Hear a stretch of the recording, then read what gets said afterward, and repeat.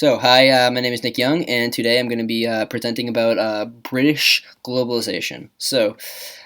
British colonialism included countries from all around the world, so many so that there are only 22 countries that have not been at war with this little island nation. At its peak, Britain had many large countries under its control, such as India, South Africa, Australia, parts of northern Africa, including Egypt, Sudan, and Kenya, parts of the Middle East, including Afghanistan and Israel, the 13 colonies of America, and even Canada. British colonialism was so far reaching and powerful that many countries listed above have only recently gained their independence or are still in some form a British territory. For an island nation of only 65 million people, the British Empire's power and influence is far reaching and has had a huge effect on how the modern world is today. In the 16th century, Britain started its expansion to establish trade networks and to establish small colonies in the Americas and in the Caribbean. They started setting up trade networks because they saw how lucrative it was to set up these trade networks/colonies based on the experiences of their neighbor and rival at the time, Spain. At this time in history, England was a poor country and needed ways to generate a larger income if it was to compete with its neighboring countries.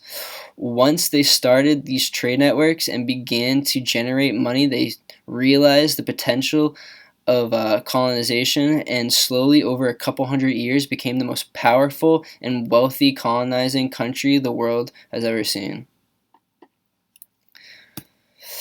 When colonizing an area or even an entire country, the British would bring with them wealth, modern technological advancements, modern medicine, and later on democratic government. You would think that this would improve the living conditions and the way of life for the native people, and it did, but only to a very certain extent. The British would also bring with them a very single-minded point of view and viewed the native people as subhumans. They would treat the native people as savages, and some would even say animals, by oppressing their cultural identity by killing, beating, or arresting anyone who didn't follow the rules that the British brought. The British also believed that these foreign people needed to be colonized in order to become more civilized. They would force native people to speak English, wear British clothes, and conduct themselves the British way. The beginning of the once great British Empire all started in the Americas after King James I signed a treaty to make peace with their rivals, Spain. They saw how lucrative the Spanish were becoming because of the colonies that the Spaniards had established years prior. England wanted a piece of this and established their first colony in 1607 called Jamestown. After a few other failed attempts, this opened the floodgates after word got back to England about their new colony, and then throughout the 17th century, England set up colonies all along the east coast of America. This area was not a no man's land for any country's taking. There were Native Americans who called the east coast of America their home centuries prior. Since this was the first time England had colonized a new territory, they were not exactly sure how to deal with these native people. At first, in some areas, Native Americans helped out the British colonizers, but this didn't last for long. The colonizers started to view these native people as animals and savages that couldn't be taught to act in a civilized manner. The way they viewed the Native Americans helped the British government take control of the entire East Coast. The colonists viewed them as animals that had no rights. Therefore, it was okay to kill and subjugate them. With their insatiable desire for more land, crops, and raw materials, the British started to forcibly drive the Native Americans out of their land until they controlled the entire East Coast with 13 colonies established. These 13 colonies turned out to be extremely lucrative, with their ability to grow crops and harvest resources that were not available to the British otherwise. The British, always looking for more resources and raw materials, began to seek out new lands to conquer and people to subjugate. Shortly after the American colonies were established, they set their sights on Africa. The British colonized many large populous areas of the world. One of the largest areas was Africa.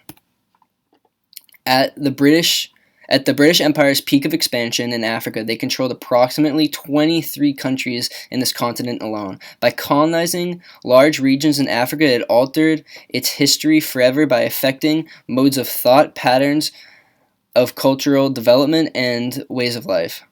When Africa was officially partitioned by major European countries during the scramble for Africa, the British Empire sought to grab its share of the continent. The British encouraged the development of a commodity-based trading system by building a trade network linking the total economic output of a region to the demands of the colonizing state. The African economies were severely affected by colonialism, which arrested the natural development of the African economic system. In addition to altering the African trade, its economy, and the British also engaged in the African slave trade. The Atlantic slave trade existed in Africa for over 300 years and introduced to the continent's sophocratic system of credit and exchange. Introducing a sophocratic system of credit and exchange created a pattern of unbalanced trade and gave the British Empire the upper hand, which still remains today.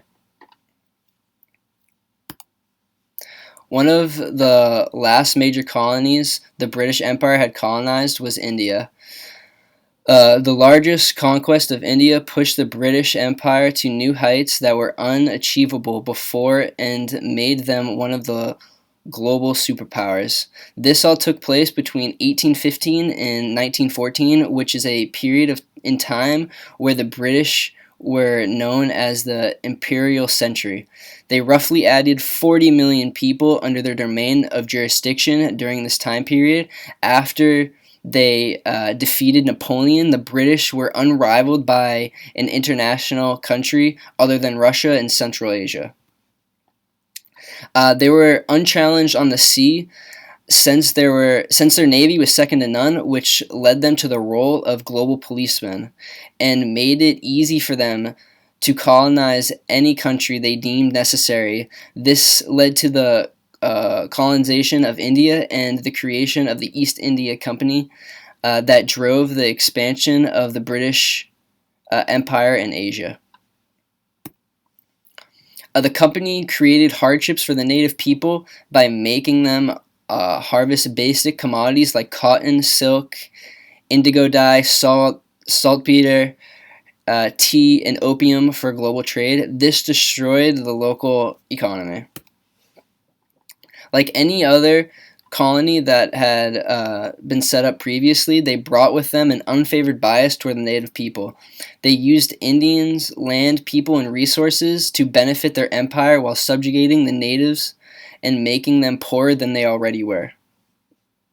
A social caste system in India was established long before the British colonized it. However, when the British rules, it changed the caste system into something called the jihadi system. This system didn't just look at the color of your skin, but an individual is ascribed to their position within the social stratification hierarchy.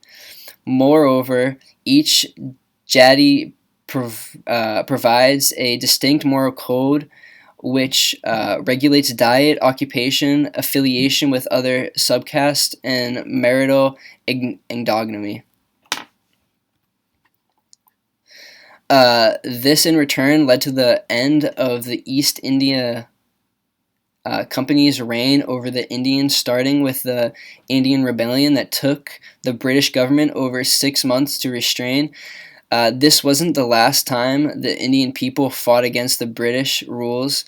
In 1947, they accomplished their goal. This was called the Partition of India, and it also marked the end of the British Empire.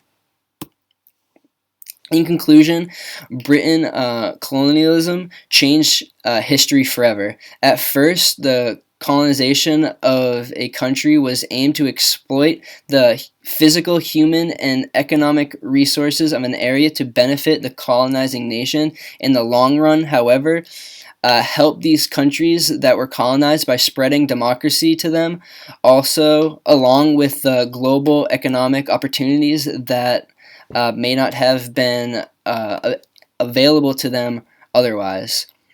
The spreading of the English language also is a great long-term benefit because now they can get hired more easily and also do business with other English-speaking countries. So this concludes my presentation of the British globalization. Thank you.